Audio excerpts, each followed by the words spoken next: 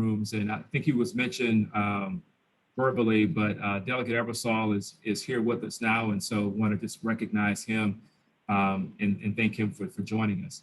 But before we get started, and again, this is just a reminder of today's event is really an opportunity for us to talk about the General Assembly session and ultimately what transpired and in many respects what didn't. It's also an opportunity for us to really hear from the people that were directly involved. And certainly this year, as the past year has been an interesting year. And so this session was done in interesting fashion, and much like we're meeting here, much of the session was taking place over Zoom meetings and breakout rooms. And I was sharing with Delegate Watson how folks like Michael and myself were having to learn to make sure we followed the dates and set reminders so that we didn't miss our opportunity to upload testimony and so forth with some of the parameters that were set. But before we get started, I want to just go through just a couple of things. One, I want to recognize our 2021 annual partners who ultimately help support the chamber and really sponsor a lot of the work that we do here. And without them, certainly a lot of what we're able to do and accomplish wouldn't be done. And so you see the different companies here represented. And so again, we want to always recognize and acknowledge our 2021 annual partners. I also want to bring to your attention a few upcoming events of note. The first is our annual meeting. And so we're looking at doing this in a hybrid fashion. And so we're going to be at Turf Valley. We will be in person. We'll be requiring, because we will be inside, masks will certainly be required outside of course, eating and drinking, but we'll be limited to 75 attendees. But again, great opportunity to come back and meet some of the folks that you've been dying to get in front of over the last several months. And so that's our annual meeting on May 26th.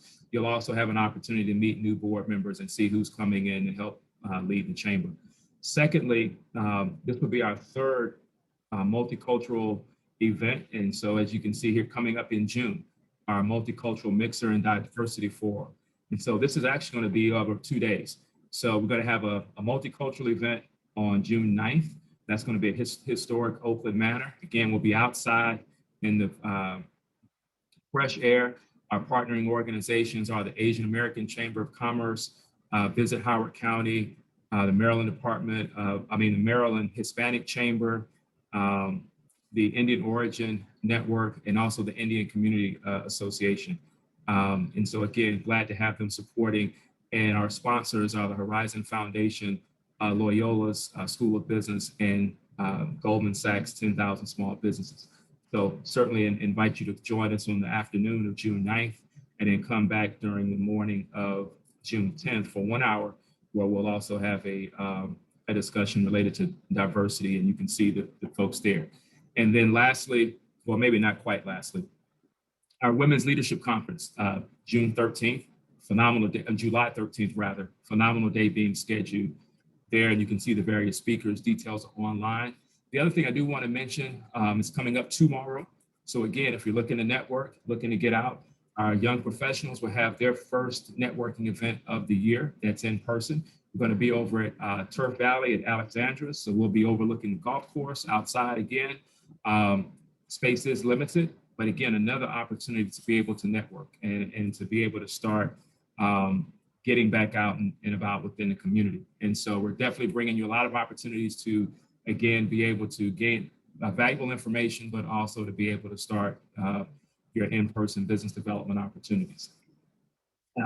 So with that, I am going to get ready to turn things over to our panelists and our moderator, Dwayne Carey from Impact Marketing, and he will get us started here.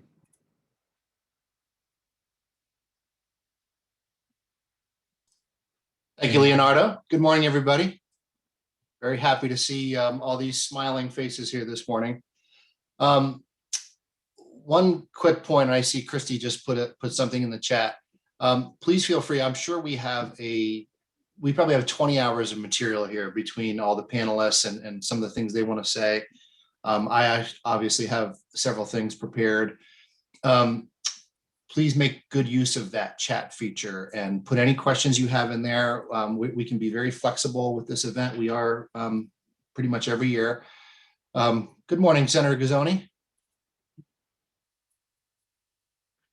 Sorry, I didn't mean to make you unmute. Oh, hey. Okay. Well, without further ado, let's get started. One of the things, Leonardo, if you want to go ahead and bring up that those couple of slides, I've probably been a part of this event as either a panelist or a moderator or just somebody in the crowd for probably 17 or 18 years. And every year, one of the key discussion points is our business climate. And so I want to get us started today with an overall conversation about that.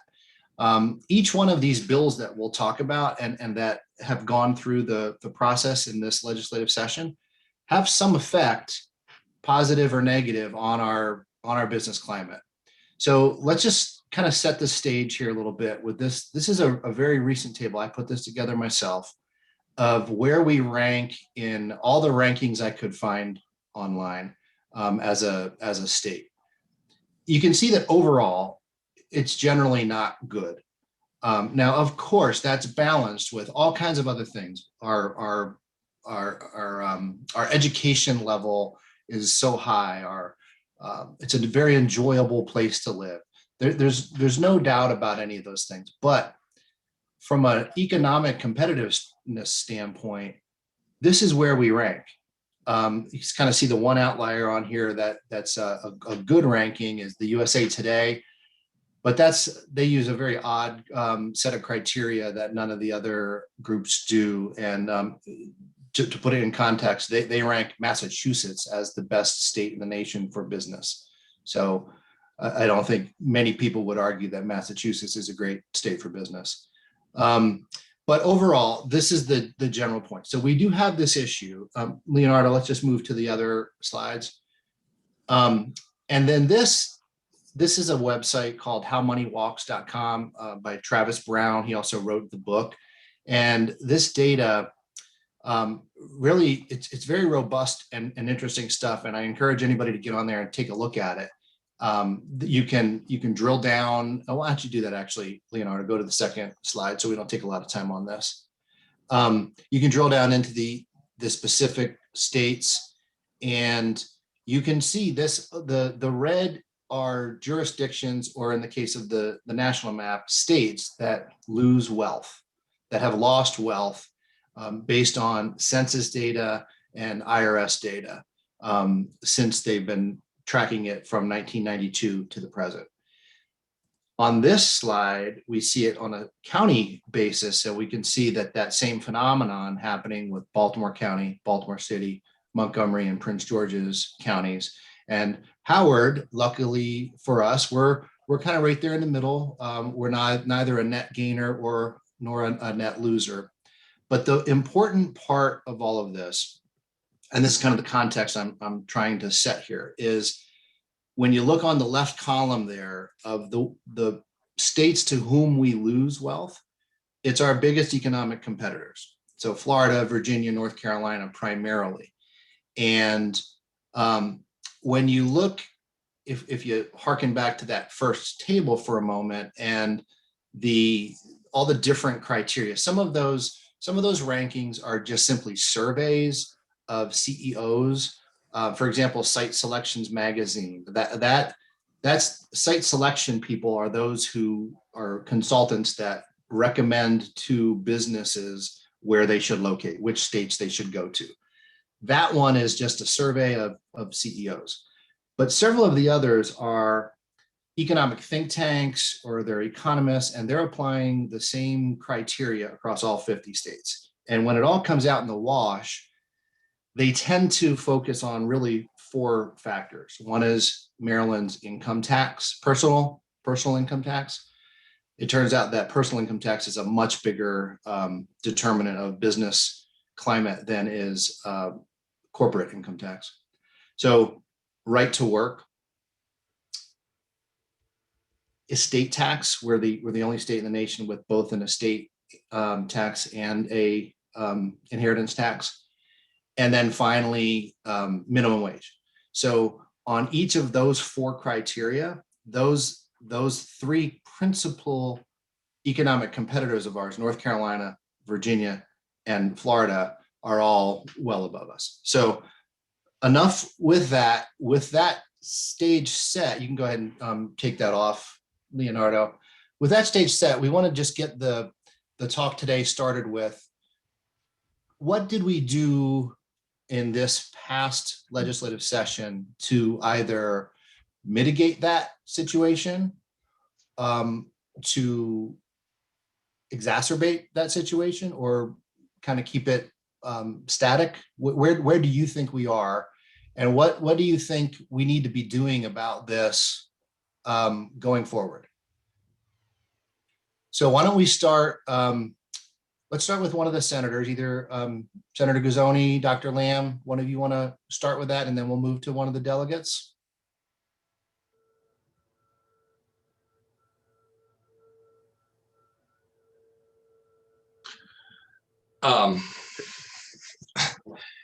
It's hard to know where to start with that. I mean, on some levels, this session, as I look back, is hard to even keep it all in your head. Yeah.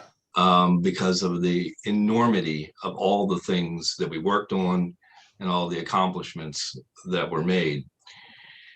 I guess, the total focus as we started was relief, and then setting up long-term quality of life issues.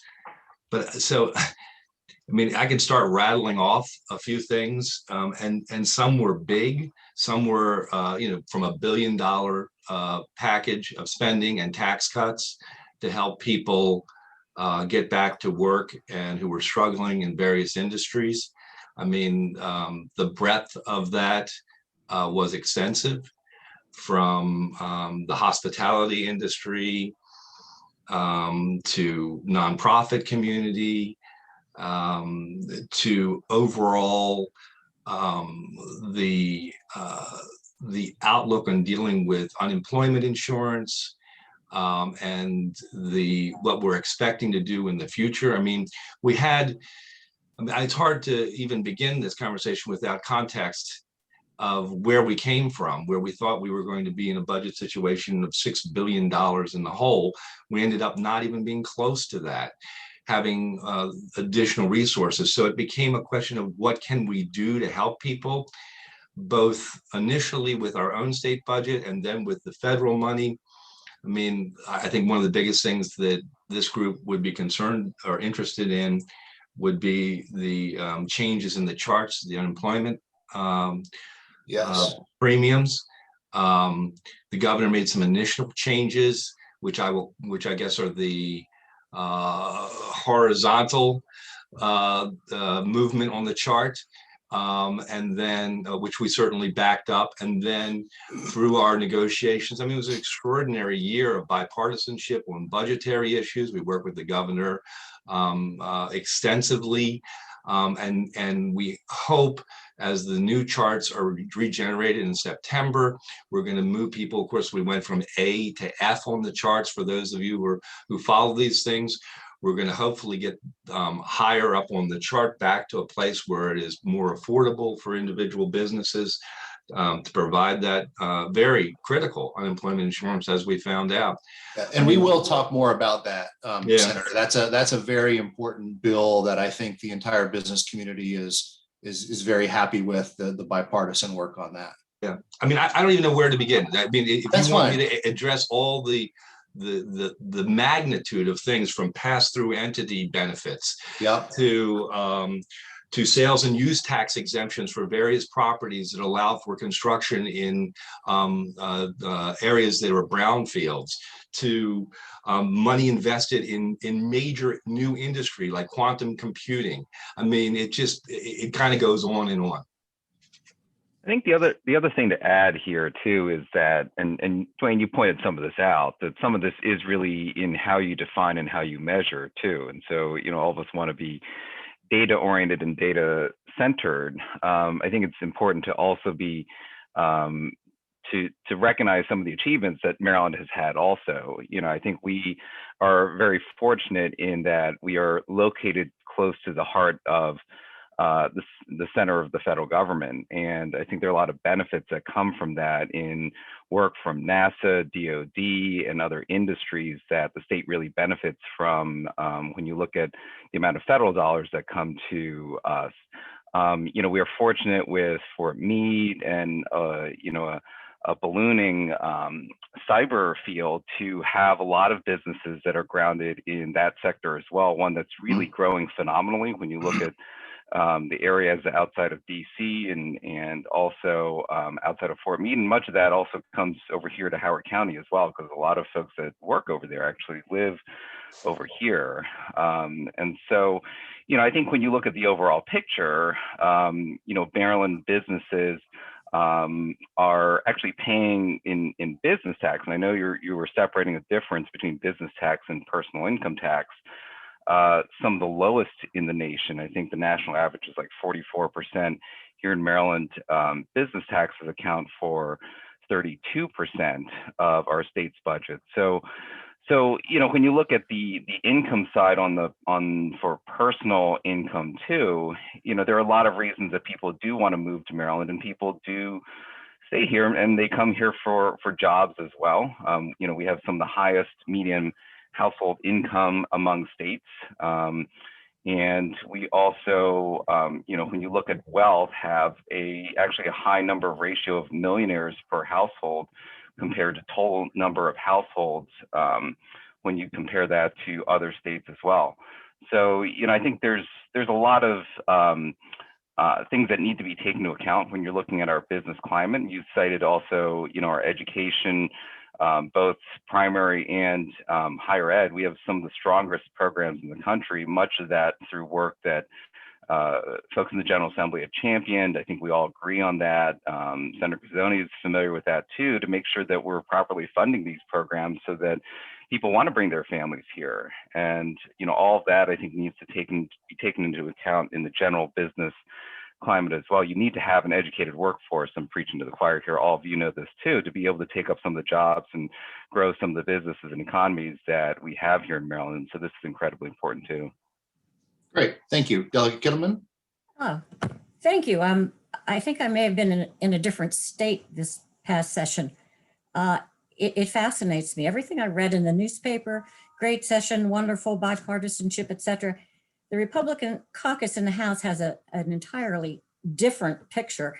And as far as the chamber members go, I think that I hate to be a bearer of bad tidings, but I can list the things that happened that I think are going to make our numbers go down even further. The one really good thing is, as my colleagues have said, the Relief Act and the cooperation between the governor and the legislature in getting aid to people who need it.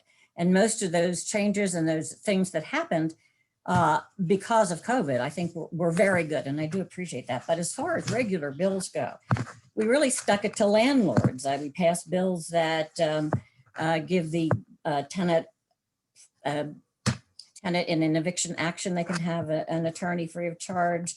There are ones that they seal the court records. There are others that would allow tenants to stay in their holdover, or even if there's an eviction action for up to a year. And these are all a lot of different things, but all of them went in that direction. As far as labor unions go, we passed, and I just have a list of them, 6 different pro-labor bills: state employees collective bargaining prohibition on public funds, Baltimore County Public Library, collective bargaining, Maryland School for the Deaf application, etc. Community centers, collective bargaining, state personnel, collective bargaining. And then labor and employment, we had the Secure Maryland Wage Act, which I think it's the airport to pay an additional $1 over the regular wages, or the minimum wages. We had Prevailing wage, every year we make the prevailing wage, we extend it further. We cut this to private businesses. This is any business that's doing a contract with the state. Used to be if 50% or more was paid by the state. Now it's down to 25% or more. So that brings a whole lot more people into the need to do prevailing wage. Same thing with the $500,000 cap. It used to be 500,000 and now it's just a $50,000 cap on the contract. So if you go over that, you must pay the prevailing wage. We did kill a number of really good bills. The immunity from civil liability that so many small businesses wanted, we did not pass. We tried to pass some oversight for the health officers who really had a tough job this year, but they had so much power that we wanted to pass a legislation that might contain that for the future. And the business personal property tax was not passed. There were just a lot of things that went through that seemed to be more intense than in other years. And I will say this, I was unhappy with the legislative session this year because we started out saying, we don't have people involved. People can't come in, they can't talk to us. We can't have lobbyists. Yes, we have Zoom and more people can pay attention, but we did not have the opportunity for people to really have input. And the idea, at least initially, was that we simply do the major things. Like we also did some bills in Kerwin and we overturned all of the governor's vetoes, which was expected.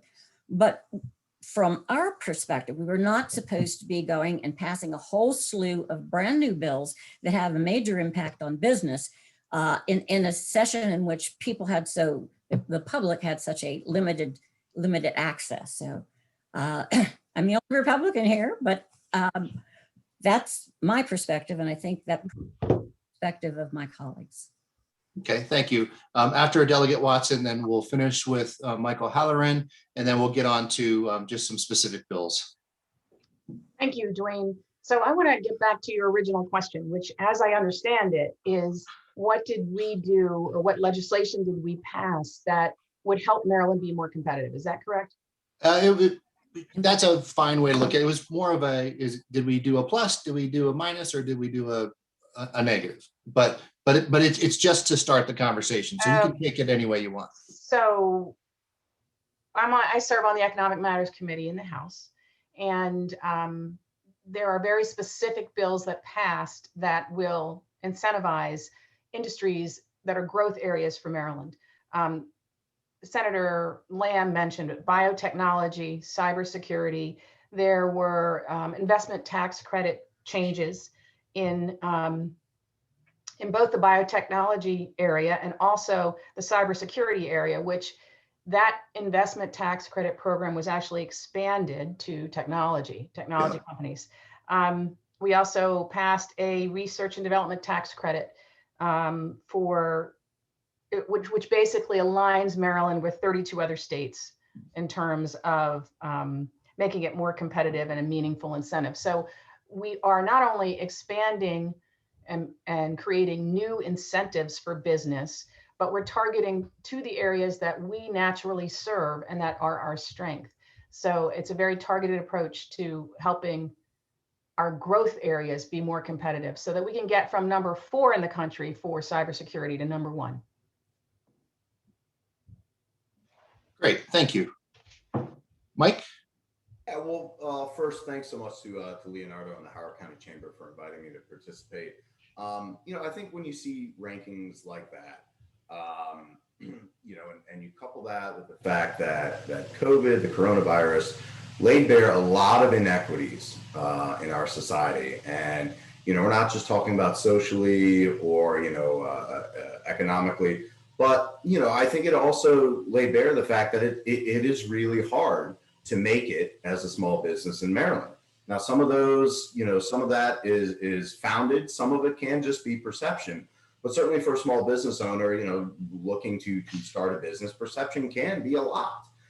Is Maryland a place where I can grow and operate and make it successful? So, we understand that. But at the same time, I also do want to give credit to the General Assembly for passing some very important things, going all the way back to last session. I mean, the chairman of the Budget and Taxation Committee is on this panel, and he was a champion of the PTE, the SALT deduction, which was huge for Maryland small businesses. You know, allowing them to save more money on their federal income tax returns after Congress passed the Tax Cuts and Jobs Act back in 2017. I mean, which seems to me like 2 decades ago by now.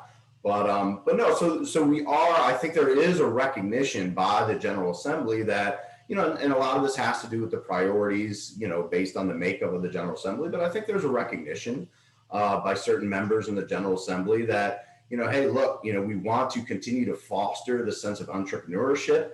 We want to expand to new emerging technologies, which you heard from Senator Lamb and Delegate Watson.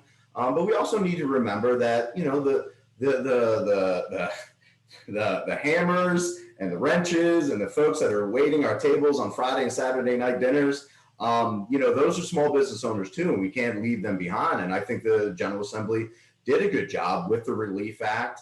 You know, a big, huge shout out. I know we'll get into UI later on, but the $1.1 billion that we took in federal funding to shore up the UI trust fund, that cannot be overstated enough, how much of a victory that was for Mike, I think we should actually get into that right now, if you don't mind. Just go ahead and take it from there, and then we can have the others chime in. If you can start with maybe a quick summary for the audience. Sure. Of the significance of this is a very significant bill. It looks like there was a tremendous amount of work done and a lot of working across the aisle, it appears. And then we ended up with a unanimous approval of the bill. Can you talk a little bit about what the components of the bill are? Sure, yeah. So it wasn't just one bill. It was just a combination of things. You know, as you guys that are business owners know, you know, there's really 2 aspects to your unemployment insurance tax rates. There's the experience rating, which the chairman kind of identified as kind of that horizontal line on what you're going to pay based on your experience rating. And the experience rating is, you know, hey, look, have I had to lay off workers or furlough them based on the normal business cycle?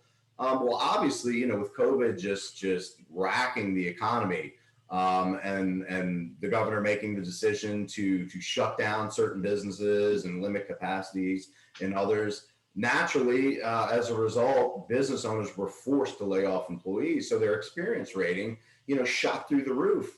But the decision was made first through an executive order and next through the Relief Act, that, you know, we're not basically going to hand these employers the bill for the decisions that we made in the interest of public health to shut down. So their experience rating will not be negatively affected. The second part of that is based on the solvency of the trust fund, right? If we don't have enough money in that trust fund to pay the anticipated claims that are going to be sought, well, then our rates are going to go up. And again, as the chairman pointed out, we went from 5 years in Table A all the way up to Table F in 2021. So at the leadership of Senator Hershey, as well as many others, you know, as you pointed out, it had the unanimous support of the entire General Assembly. The legislature passed the bill, Senate Bill 811, that said, you know, combined with the announcement that we're going to shore up the trust fund with $1.1 billion in federal funds, we're going to make sure that our employers, our ratepayers into that trust fund, they are going to see some of those savings as well. So starting next year and for the year after that, so 2022, 2023, we are going to guarantee that we will not be in Table F or Table D. Instead, we will be in Table C, which, you know, what does that mean? You're talking about A's and B's and C's. We want dollars and cents. So on average, Table A, somebody with no experience rating hits, they're paying about $25 per employee for the year. In Table F, it's $187. So we're talking about sevenfold. Table C is right at about $85, $86, $87. So, you know, we're not talking peanuts here. If you have, you know, if you're running a small business with 20 employees, you're talking about thousands of dollars that you can use to recover from COVID. I mean, it may not sound like much, but in the long run, it was such a fantastic example of bipartisanship. And I know NFIB and our members were really glad to be a part of it. Well, that was very comprehensive. Does anybody have anything to add to that? That's great. Thank you, Mike. Of course. I would just add to that great explanation. Thank you, Mike, for giving it, because you probably did it better than any of us could have.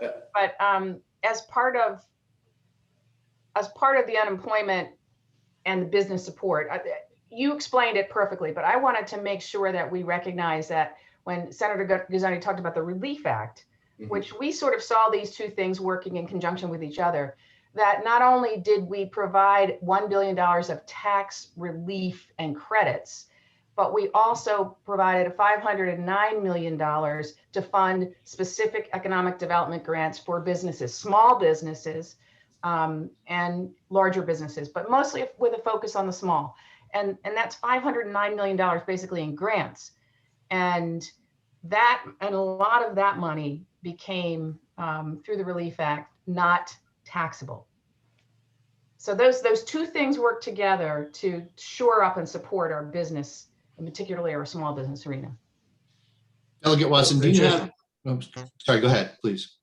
Well, I was just going to get to the UI thing for just another second, because quite frankly, had not the Biden administration come forward with the plan that they came with, essentially the bill that Mike was talking about was very important. Senator Hershey put forward, but at the end of the day, if there wasn't the money to do the job, we wouldn't have been able to do it. Right. And there was $4 billion in what I referred to many times as flex dollars in the Biden plan that came out. So we did a lot of things with that. And we did it entirely. The legislature, the two presiding officers and two chairs of the budget committees worked extensively with the governor's folks to make sure that we use that money. And in this particular case, and that $1.1 billion from that pot for this purpose. And, you know, it's an extraordinary event, I think, because quite frankly, we weren't having that experience for multiple years of that kind of cooperation. And we had it this year. Everybody came together, they did it through the budget process. And it was pretty important, as I think has been explained. And if I could just add in, you know, again, a credit to the General Assembly. You know, I have a colleague, we were just talking about this very issue just yesterday, a colleague up in Connecticut, and Connecticut received about, I believe it was $2 billion, whereas Maryland received $4 billion. But on the issue of UI, you know, they're looking at sending 50 million into their UI to shore up their trust fund, and their trust fund was taking a hit just like every other state. So again, just to show you how big of an impact this $1.1 billion has, I think it's a tremendous sign of cooperation from the very top all the way to here in Annapolis. So I really do appreciate all the hard work of the entire legislature, as well as the Hogan administration and the Biden administration, as the chairman pointed out. Delegate Watson, you mentioned the $509 million of the specific economic development grants. Can you summarize that a little bit more for our members in the audience here of what that involves and where they can find more information? So yes, the money was divvied up, and Senator Guzzoni, you can feel free to jump in here, divvied up with sort of different pots. And some of it, for example, was provided for the hospitality business. Other pots of money were provided for small business. Let's see. Entertainment, right. Defer, you know, it helped, for example, to defer the unemployment taxes for the first 3 months of 2022, for example. Nonprofits, right. art community, you name it, every segment of society, the community colleges and the work that they do. Right.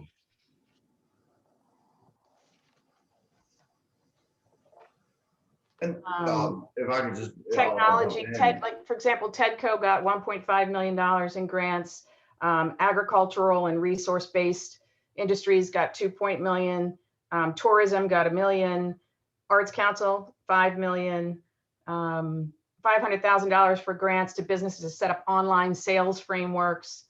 $22 million to provide local governments with funding to distribute grants of up to $12,000 to hospitality concerns, and up to $25,000 to hotels.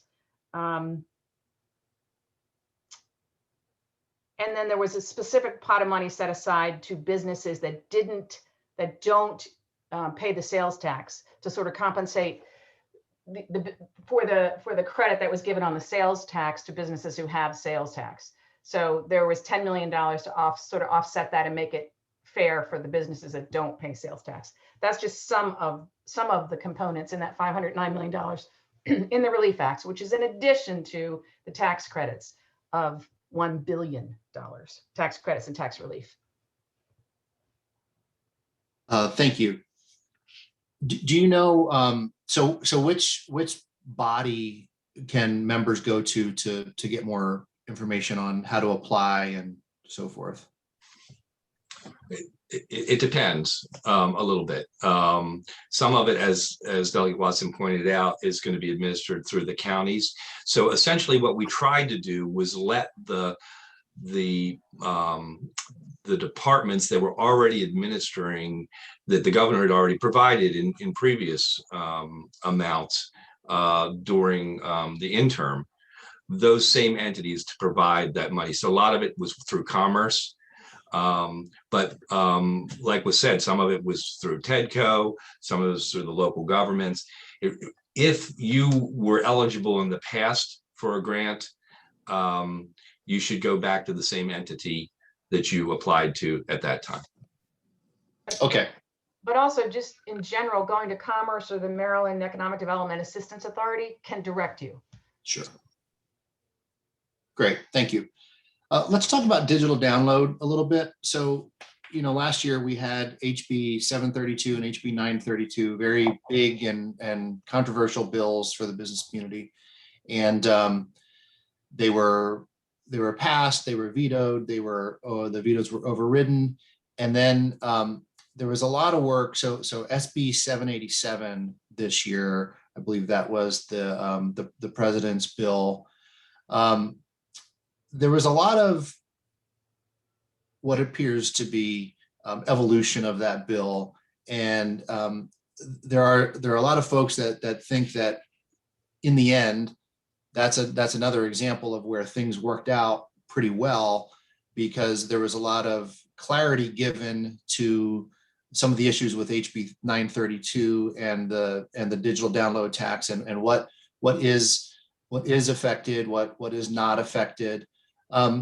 Particularly one of the senators, can you start a little bit of a discussion about that and give us some more insight? Yeah, I guess I'm going to take this, obviously.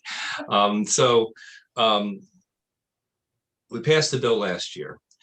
The bill had one simple goal, and that is for all, and we've been doing this for the last couple of years, as the Wayfair legislation or Wayfair case came out of the federal courts. We've sort of been following suit with this idea that our bricks and mortar who are taxed should, and then as things become in the new economy online, those things that we're getting now in a different format should be also eligible and should be paying the same tax as the people who invest in the state. And so it was a simple premise. If you would have gone to buy a disc at the at the record store, and now you're downloading music, and one was taxed before, it should be taxed again, because it's only fair to everybody who is engaged in the business across the board. So we passed the bill, override. The comptroller came out with a lot of regulations or guidance is the right word. Thank you. And we went, whoa, that isn't what we were thinking. Where did you get this idea? And so that's why we did what I would call corrective bill to get it back, hopefully pretty close to the place of simply, if it was taxed before, it's taxed now. So enterprise software, software as a service, can you touch on that with regard to 787? Yeah, so it has to deal with the customization of software. And if you bought it off the shelf and it functioned on its own, that was something that was taxed. But if you were hiring someone to do custom software for you, it would not be taxed. There's a gray area in the middle, and I think there'll still be some discussion on that through the comptroller. But I think the idea is that some software that requires that you can buy off the shelf, but then can't be actual functional until you bring someone in to customize it, is where the gray area was. I believe we sent the message, or tried to send the message, that if customization was required, it shouldn't be taxed. Okay. That was the goal. Does anyone else want to comment on that? Then I'm gonna wrap an element of SB 787 into some other issues here next.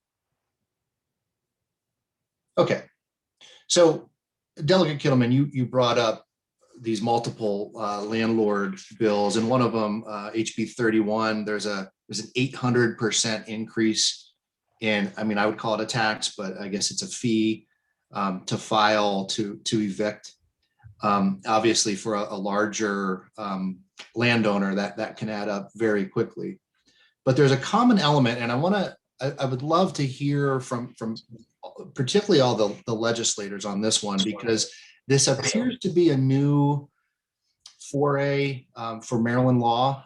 So on 787, again, this is the digital download tax. When there was a flurry right before the veto override vote, the bill, added to the bill was this idea that, okay, well, we know big bad tech, Google and Facebook, they're going to just pass along these taxes to the consumers.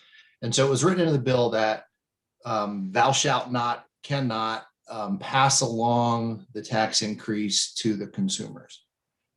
That also found its way, that concept, into HB 31, the landlord bill. So the landlords could not pass it along in rent. And then also in HB 33, which was a carbon tax. There's been a lot written that, is this constitutional? I know that the state AG chimed in on it.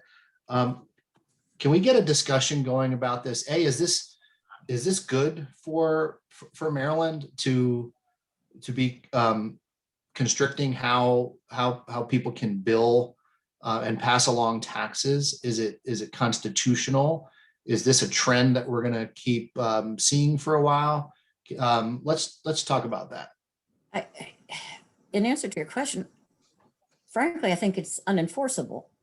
It's one of those things that you can tell businesses all you want, but they have so many different things that they do with money and budgets, and that there's no way for the government to determine whether or not it was passed along. That's my bottom line opinion. The comment you made about the money that was the increase for the landlords, correct me if I'm wrong, but I thought that particular bill did not pass because— That's correct. HB 31 did not pass. Okay. It was supposed to pay for the attorneys that would be made available to the tenants. So nobody knows exactly where that'll go. But as far as— Got it. So it passed floor votes in both chambers, but didn't actually get there, pass in the end. Got it. It wasn't in the same posture, so it didn't pass. Gotcha. Same with HB 33, right? I believe ECM voted that down. Okay. Thank you, Delegate Watson. Sure. So, but to this point, so, okay, there are issues of enforceability. What do we think about, this appears to be a new trend. We've had 3 of them now this year. Is this something we're going to see a lot more of? I think if I could take a stab at it, I think one thing that, speaking certainly or hearing rather from our members is one thing we always hear, particularly in a session like this, where, forgive me for any broad characterization, but, it was, our members are just like, hey, look, small businesses have really been at the forefront. This is an opportunity for us to go on offense because, look, I mean, it is more often than not, the likes of myself and Leonardo, we have to play defense on some pretty substantive bills that are going to impact businesses. Again, just harkening back to kind of that's the nature of the General Assembly and its makeup. But with everything that we saw, like I said earlier, the inequities and small businesses really taking it on the chin. When it comes to taxation and really just a broader sense of what the General Assembly can do, oftentimes I hear from my members is, just tell them not to do anything. Tell them kind of to leave us alone and let us kind of catch our breaths and see what's happening. And I think we're getting to a point, we had paid sick leave a few years ago, then we had the $15 minimum wage. There are still, certain elements of the General Assembly that just, that want to see taxation or fee increases in all sorts of ways, that, to us, Dwayne, you want to talk about rankings? To us, that's just going to make that perception, whether it's founded or not, that perception that Maryland isn't a business-friendly state, it's just going to perpetuate that perception. So that's certainly something that I think the General Assembly overall is very cognizant of. That's why they, they're cognizant of the small businesses and the hardships that they face, as well as their employees, the hardships that they face, that they pass the relief act. That they passed grants and not necessarily loans. Look, I had one member tell me, look, I don't need a shovel to help bury myself. I don't need a loan with 5-10% interest on it to pay back. Where am I going to get that money? So I think there was a lot of recognition of that. And certainly we hope that continues forward in the future. Could I follow up on that, Dwayne? Sure. That is exactly the point I was making earlier, is that all of the wonderful things that everyone on this panel has commented on, that most of which arose out of COVID, it is the government giving people loans, handing out money, whether it's our money or the Fed money, which is taxpayers' money. That's a particular mindset. On the other side, as Mike just said, small businesses, they would just like to be left alone. And the kinds of bills that we pass that I was listing earlier, all of the regulatory things that impact different businesses different ways, are the kinds of things that last and that create the bad business climate. So I just wish we would be a little bit more cognizant of allowing businesses to have more freedom and not picking winners and losers.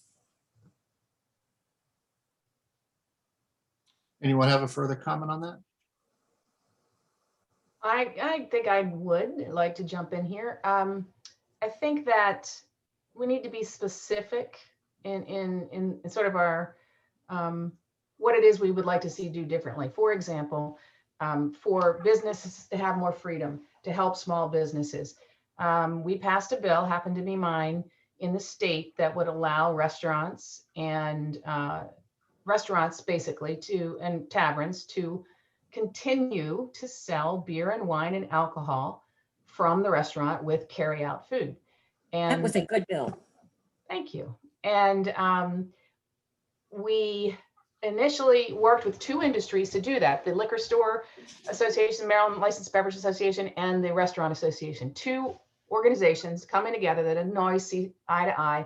We came up with this bill to give those small businesses, 95% of them are small businesses, another avenue for revenue. And that is freedom. So, you know, there are things that we do, and it's not black and white. And in this case, in Maryland, the Senate took a much more conservative view of my bill, unfortunately, and they put a 2-year sunset on that privilege. It can be looked at again in 2 years. But in Howard County, we passed a similar local bill that will give our Howard County restaurants that ability forever until we take it away. So we did take care of it in Howard County. The rest of the state has a 2-year sunset, but that's an example of giving businesses freedom. And it was a Democratic bill that got bipartisan support. I agree 100%, and I was absolutely amazed. That is exactly the kind of bill that I like. Glad to have Well, you. I think, you know, and just to I think give credit to Delegate Watson on this too. You know, she has a district that borders into Baltimore County. I have a district that also goes into Baltimore County, and I think there was a lot of concern about you know, the issue of competitiveness, where some of the Baltimore County businesses had the ability to do this already, and we didn't want to set you know, Howard County businesses, particularly in the Ellicott City area, many of which are already struggling, to not have this benefit too. And so I think this was recognition on her part to be able to identify this need for our businesses, and listening and soliciting their input as a real, you know, small business win for folks on the Howard County side of in Howard County. So, you know, I think this is important too, just to bear in mind that we do try to, you know, be responsive. We do try to listen to folks. That's in part why we're here right now. And we do want to hear from you, because there are good ideas out there that we can put into effect that, you know, don't have to be controversial, as Del Gilman mentioned.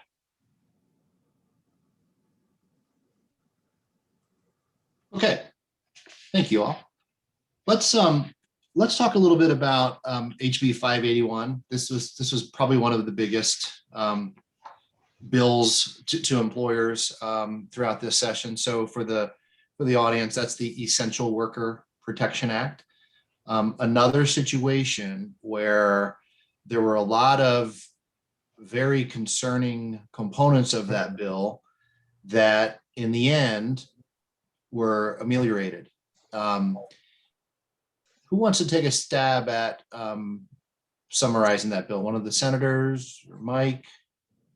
Well, it's a House bill. How about one of the delegates? Well, it came through my committee, so I can speak to it, and then other people can chime in. But it was a bill that was brought, and I think this is what caused a lot of consternation in the business community, because it was sponsored by the chairman of the Economic Matters Committee.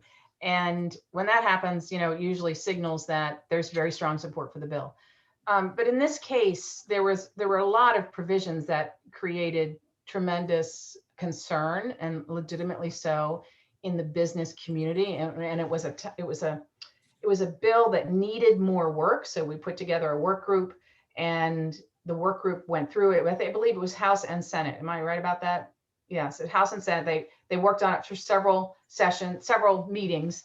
And what they came out with was a bill that tried to retain some of those principles and create a framework for a future catastrophic health emergency, but not put the burden on business. So for example, if it was going to require that a business give paid leave for bereavement or taking care of a family member, that had to be paid for basically by the state. So those provisions wouldn't take effect unless the state was able to fund them. And the state could, in some cases, potentially be able to fund that stuff. That's why we had the relief money from the federal government. So it sets up a framework that we can follow, but it realizes that you can't put the whole burden on business. Yeah, I recall that bill as giving me heartburn the first time I read it. It was a $3 additional wages for. That was the biggest point that had everybody worked up. Exactly. And just as a point of information, one of the things that happens in the General Assembly is that bills come in and obviously they get changed. And a number of those get changed so dramatically, but when they come up for a vote, half of us don't know don't really know what we're voting on, which makes it a little bit difficult because you don't have time to read all of the amendments and the changes within the 1 minute time frame. unless a lot of people talk on it, you sit there and you try to read it very fast.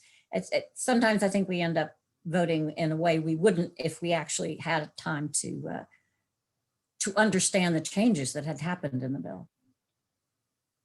I don't know if anybody else agrees with me on that, but I find that one of the hardest parts of the General Assembly, knowing exactly what is in that bill, the final version. If just from a business perspective, I must say a lot of props should go to Delegate Watson and her committee in the economic matters. I mean, you talk about rolling up your sleeves and getting to work. They really did that. And there's a saying in Annapolis that if you come up with a product that both sides aren't particularly happy with, chances are you have a pretty good product. And I think, if we're on the level, I think this was it. I think it probably does strike an appropriate balance between the financial concerns and kind of just the operational concerns of small businesses, as well as providing for the protections of our essential workers. Another thing is, we were trying to also figure out, all right, how do we plan for the next pandemic? God, knock on wood, God help us. Hopefully, none of us are around holding these regs and eggs about the next pandemic. But focusing on how to prepare ourselves for the next pandemic, as well as trying to make whole, what we just suffered through. But again, I think, there was a lot of gnashing of teeth. But in the end, I don't think our members are particularly thrilled with it. I know for sure that the labor advocates are not thrilled with it. But again, that's why we send these folks to Annapolis to work on these hard issues. But overall, I think it's probably the most balanced product that I've seen come out of this General Assembly since certainly I've been with NFIB, and that's a kudos to many of these legislators. Wonderful. Well, I think that's a great way to ease into our wrap up here. We've got about 8 minutes left, and there were a few other bills we wanted to get to, but I think it's more important that we give everybody a chance to wrap up here a little bit. Senator Lamb, I think we'll start with you, and we'll work around my little screen here. Let's just talk a little bit about what you think is coming next year. What do you think some of the top priorities are as relates to business? And then again, this general business climate, if we can just all keep it in mind as we wrap up. Dr. Lamb? Sure. Thanks, Dwayne, and thanks to the Chamber for having us here this morning. I think, as we look at the landscape ahead, we're, at least seeing the light at the end of the tunnel, and things are beginning to reopen.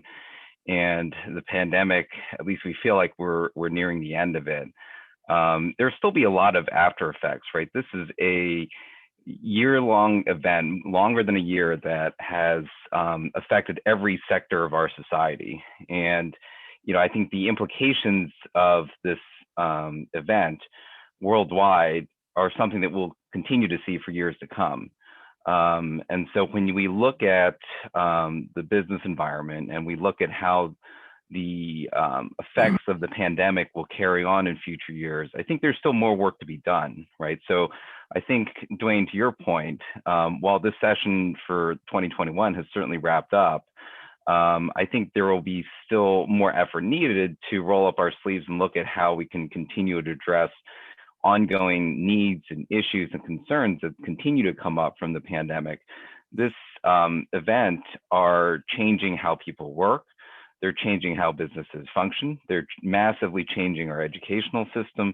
They are, everything from remote learning to remote working to, we have employees now that are working in different states that, some of our businesses don't even have business entities in, and they're working remotely. How is that all going to work in the future? And so, I think there's still a lot that we have to unpackage and untangle from this. Now that the immediate health emergency is starting to look like it's going to become more in the rearview mirror, there's still a lot to do. So I wouldn't say that, you know, the ending of the pandemic means that we are no longer dealing with the implications that we saw started over the past year. I think there's still a lot to come, and I think we're going to be looking at that next year. And bear in mind, next year is also an election year, with all the implications that come from that, and then to the following term as well. So I think there's more to become, and that's where, you know, I think we'll all be able to see and again value your input as part of this process too. Great, thank you. Let's, Mike, you're next. Let's keep it to 1 minute and then we'll turn it over to Cheryl Brown. Yeah, sure. I think Senator Lamb hit the nail on the head when it comes to, you know, there are certainly going to be lessons to be learned from the pandemic, but I think it's also, when it comes to our policymakers, to keep in mind when it comes to the small business owners' perspective, let's not be heavy-handed or too proactive. Let's also allow the market, the economy, to figure out new and innovative ways to get back to normal. That, you know, we allow the market, as it always has, to fill in the gaps.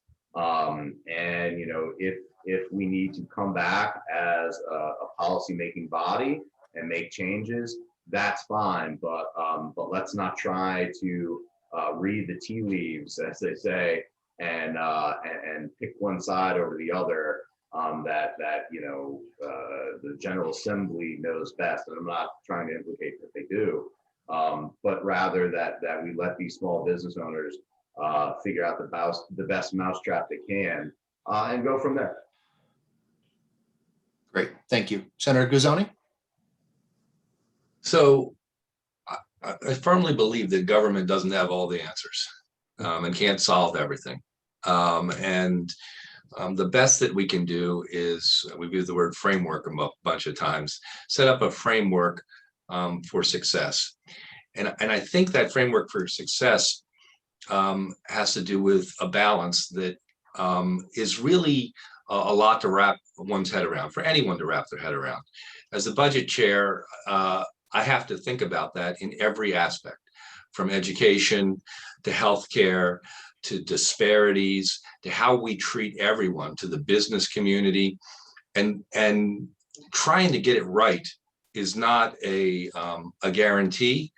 It's not a science. It's an art, if you will. And I think in general, over the years, as I've been doing or been involved with all this, I think we do a reasonable job of trying to find that balance and try to find it for Maryland. We've done some really good things as we move forward. Kerwin hasn't been really discussed today too much, but it's a big deal. You know, when we started this year, we thought that it was funded through fiscal 2025. We now know that it's funded through fiscal 2027. Everyone complained about having all these new costs and how are we ever going to pay for it? Well, you know what? We figured it out.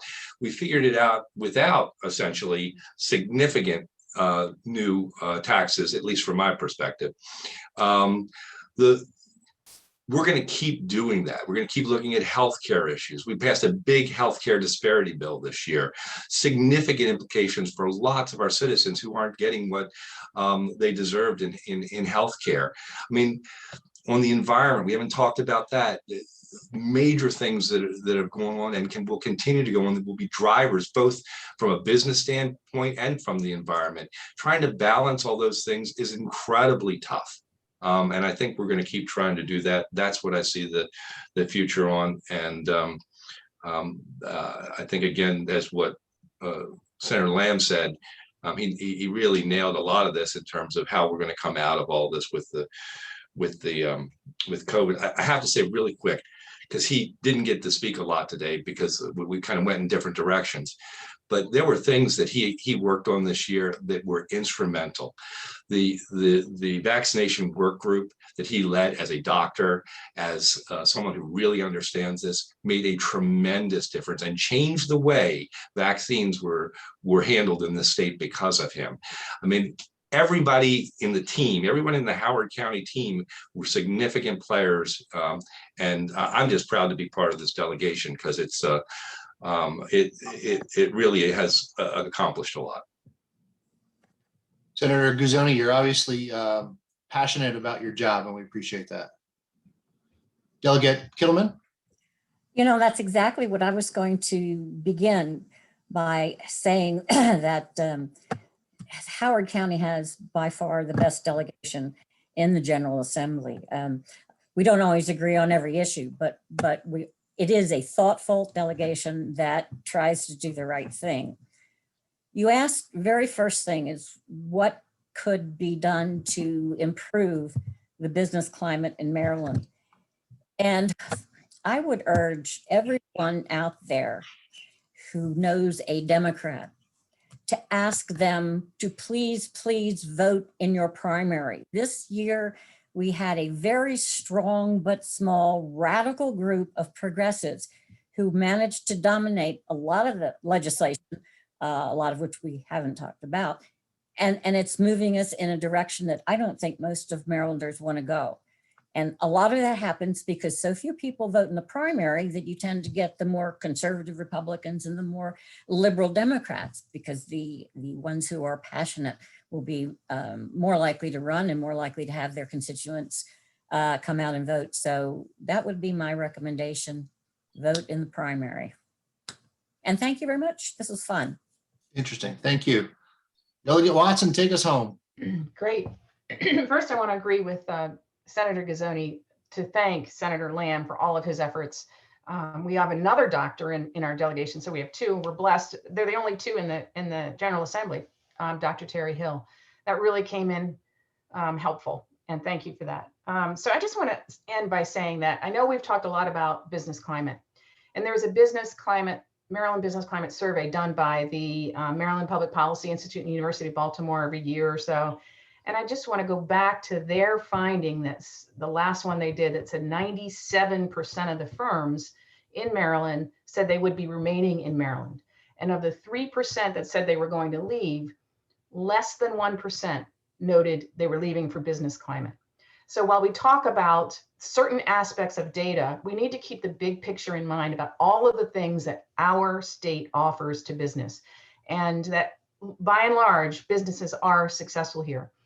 I want to make sure that we, in the next session, that we continue support for small business, which are tremendous job creators, that we not layer mandates on small businesses.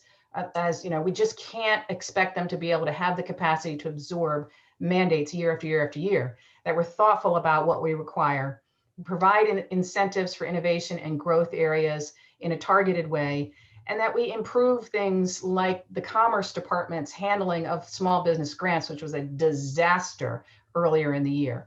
And businesses went out of business because they couldn't get their money that was due them out of the Department of Commerce in time. So we want to make sure that the next time this happens, we have a better system in place for helping small business. Finally, we invite your ideas. We love to hear from you guys. If you have an idea for legislation, come talk to us. The summer is the best time to do that, or early fall, so we can get working on research about legislation that you may have the number one idea for the next session. Thank you very much. What a great discussion. Thanks for everyone's time and input and frank discussion, a little bit of argument, but it's a great delegation, and thank you all very much. Leonardo, it's all you. Well, thank you, Dwayne, for facilitating the discussion, and thank you to our General Assembly members for sharing your perspectives, as well as also for Michael Holloran from NFIB for joining us again as well. I think that many of you that had a chance to watch and listen certainly get a chance to see and hear some of the things that in our Legislative Affairs Committee that we're frequently discussing and commenting on ourselves, and ultimately, I think that in some respects, the tug of war that takes place during the General Assembly session, and which is really more of a balancing act in terms of certainly we have our views and opinions from a business and employer perspective, and certainly recognize and understand that our General Assembly members have to also share concerns with other citizenry and so forth. But again, thank you all for joining us. A couple of just closing notes. The first is, one, Delegate Watson mentioned the fact of, if you have ideas, sharing those ideas with them during the summer months, which certainly is a lighter time for them. One of the things that we hope to be able to do later on this year is to go back and have our legislative meet and greet, which typically takes place during the summer. And that is basically, it's like a networking event that's outside, typically featuring members of our General Assembly, folks from our congressional delegation, as well as other policy leaders in the county. And so, again, it's our desire that we'll be able to have that again sometime late summer. Probably, I think August is typically when we have that. So stay tuned for that. And I think certainly one of the ways in which we will be able to have it is if everyone continues to go out and certainly get their vaccinations and continue to adhere to the various public health protocols and so forth, so that we can certainly get back to some sense of normalcy or really our typical traditions and so forth. The other thing I want to just continue to do is as we close is I want to again just recognize our annual partners. Again, thank them for their continued support of the Chamber this year, as well as also continue to bring to your attention upcoming events with the annual meeting, the Multicultural Mixer and Diversity Forum, as well as the Women's Leadership Conference, and certainly taking place this week. Actually, tomorrow is again our YPN networking event over at Turf Valley.